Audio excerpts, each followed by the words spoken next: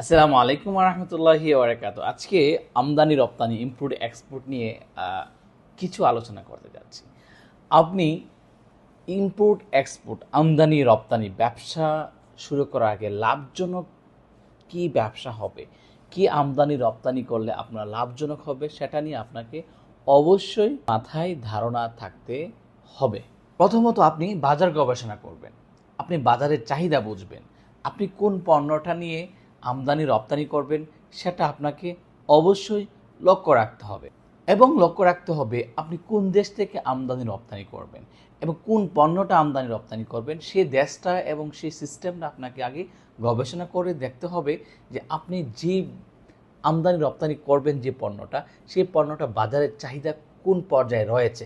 আপনি কি আমদানি রপ্তানি করার পর আপনার বাজারটাকে আপনি 100% ধরতে পারবেন কিনা, এই বাজারে এই পণ্যের চাহিদা আছে কিনা, সেটা কিন্তু আপনাকে অবশ্যই মাথায় রাখতে হবে এবং জানতে হবে। আমদানি রপ্তানি করার আগে অবশ্যই আপনার রেজিস্ট্রেশন 100% থাকতে হবে। আপনার চেম্বার অফ কমার্স আছে কিনা সেটাও আপনাকে লক্ষ্য রাখতে হবে। আপনার tin certificate, bat registration, chamber of commerce, আপনি চেম্বার অফ কমার্সের সদস্য আছেন কিনা সেটা কিন্তু আপনাকে লক্ষ্য রাখতে হবে। ইম্পোর্ট এক্সপোর্ট করতে হলে আপনাকে আইআরসি এবং ইআরসি রেজিস্ট্রেশন এবং সার্টিফিকেট আপনাকে অবশ্যই নিতে হবে। আইআরসি ইআরসি পাবেন আপনি Bangladesh trade tariff commission EPB থেকে আপনি সংগ্রহ করতে হবে। আপনার অবশ্যই ব্যাংক অ্যাকাউন্ট এলসি করা থাকতে হবে।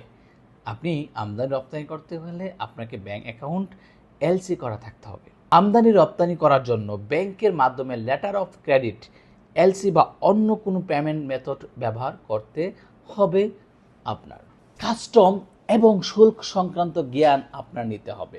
এবং কাস্টম আপনি যদি না বুঝেন, একজন ব্রোকার কাস্টম এজেন্ট নিয়োগ করতে পারেন আপনার জন্য।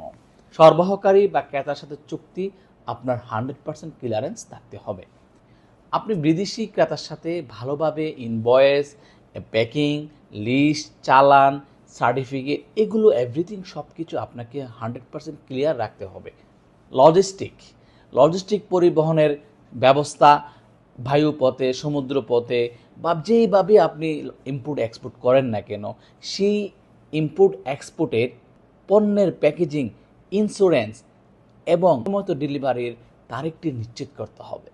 আপনি ইম্পোর্ট এক্সপোর্ট করার ক্ষেত্রে অবশ্যই আপনি অনলাইন প্ল্যাটফর্ম ব্যবহার করুন, যেরকম ধরেন আলিবাবা এবং ধরেন ট্রেড ইন্ডিয়া, তারপর এক্সপোর্ট হোপ এবং গ্লোবাল সোর্স ইত্যাদি এগুলোর কাছ থেকে আপনি ইম্পোর্টের বিদেশি ক্রেতা খুঁজতে সাহায্য নিতে পারেন। সরকারি সুবিধা ও ইনসেন্টিভ নিন। বাংলাদেশ অথবা যে দেশ থেকে আপনি যে দেশে প্রবাসে বিজনেস করেন অথবা বাংলাদেশে বিজনেস করতেছেন, সেই দেশের সরকার থেকে সরকারি সেবা আপনি অবশ্যই পাবেন যদি আপনি 100% সকল কাগজপত্র অ্যাকুরেটভাবে আপনার কাছে সংরক্ষণ থাকে এবং নিয়ম মেনে আপনি বিজনেস করুন। অবশ্যই আপনার সরকারি ইনসেন্টিভও আপনি পাবেন যদি আপনি আপনার সকল কাগজপত্র বৈধ থাকে এবং সরকার আইন মেনে আপনি করতে পারেন। প্রথমত আপনি ছোট আকারে ইম্পোর্ট এক্সপোর্টের ব্যবসা শুরু করতে পারেন। যখন আপনার সব কিছু আয়ত্তে চলে আসবে এবং বুঝবেন, নিজের মধ্যে কনফিডেন্সটা 100% কাজে আসবে, তখন আপনি আস্তে করে আমদানি রপ্তানি বিজনেসটা আরও বৃদ্ধি করবেন।